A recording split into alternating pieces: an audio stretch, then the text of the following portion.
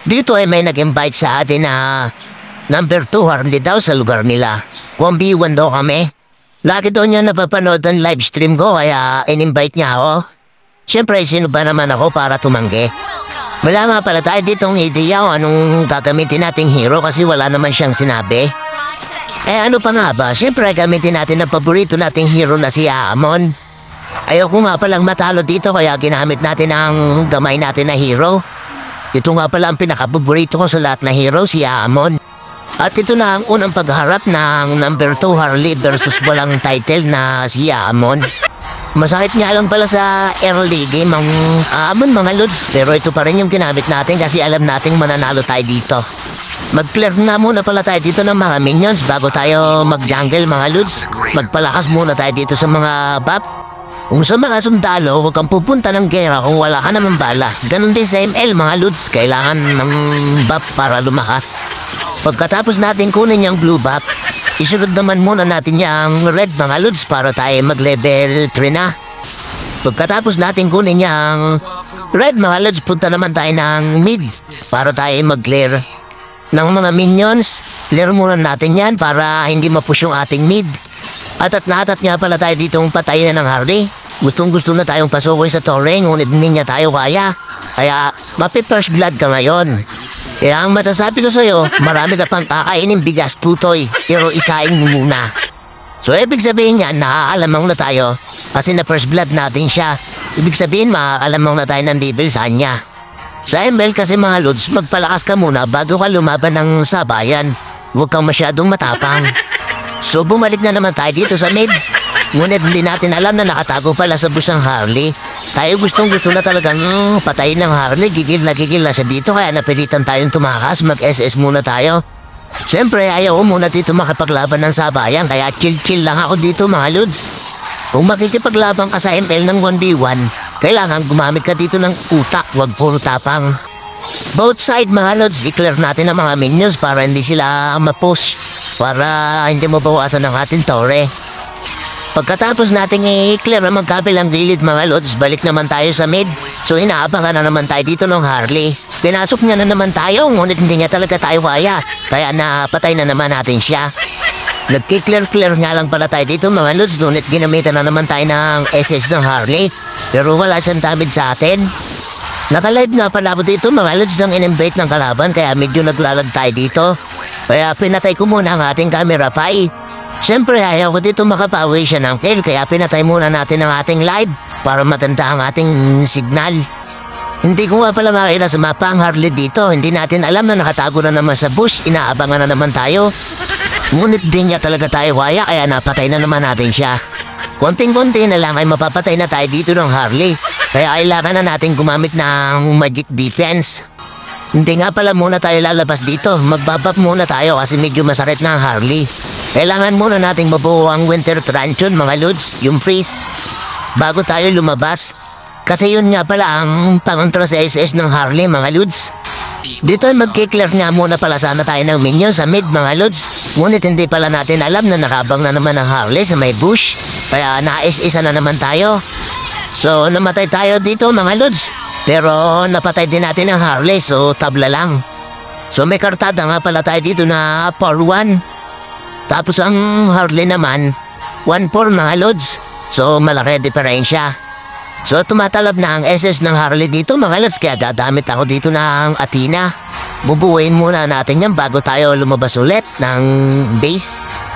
May rules nga pala dito yung Harley. Bawal daw mag-push ng torre. Kailangan minions to minions lang daw. Kaya okay lang sa akin yun.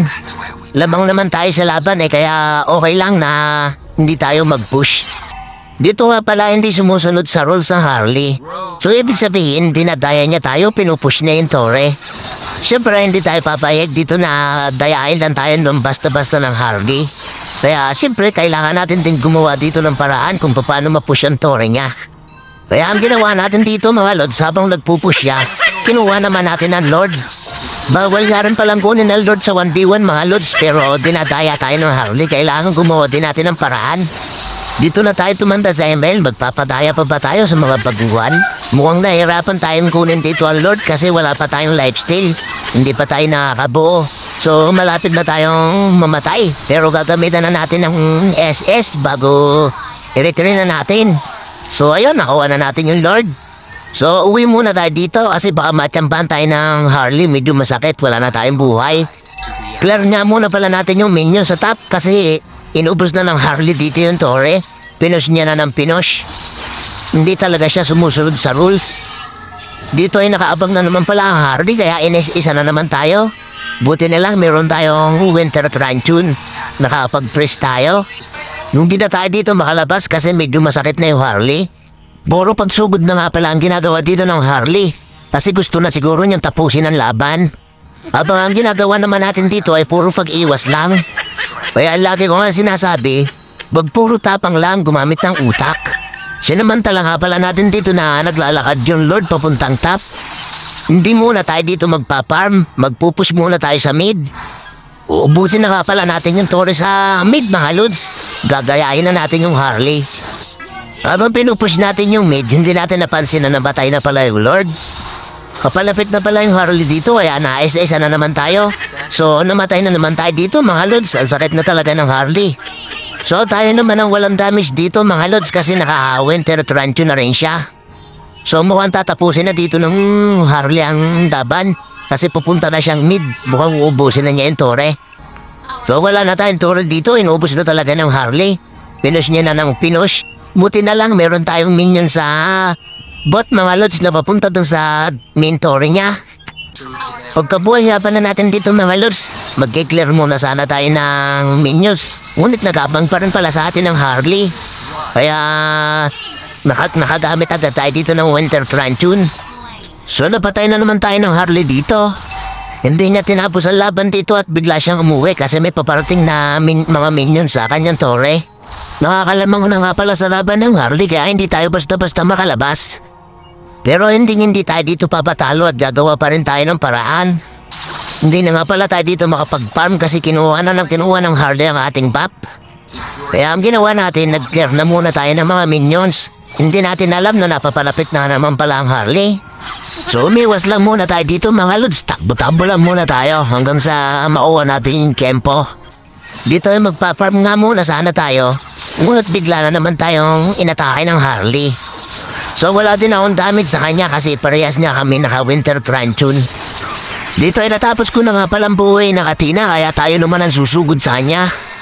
Pero naunahan na naman tayo ng SS ng Harley habang pinupus natin ang Tore. So wala nang damage dito yung SS niya kasi nakahati na tayo. So napus na natin dito ang mid kaya tayo naman ang sumugod. Sa mga gusto nga po pala ng 1v1 mag-comment lang po kayo dito at tayo kakasa.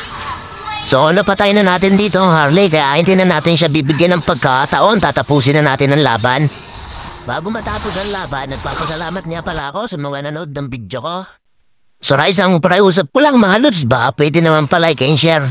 So paano, hanggang dito na lang. Victory tayo dito. Thank you for watching. Bye-bye.